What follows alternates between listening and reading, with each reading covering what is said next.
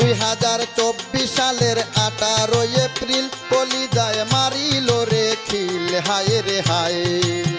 2024 সালের 18 এপ্রিল কলিজায় মারিল রে খিল হায় রে হায়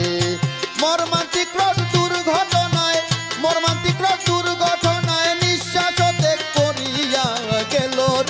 গেল রে দেশবাসী কান্দাইয়া হাসান ভাই গেল রে দেশবাসী কান্দাইয়া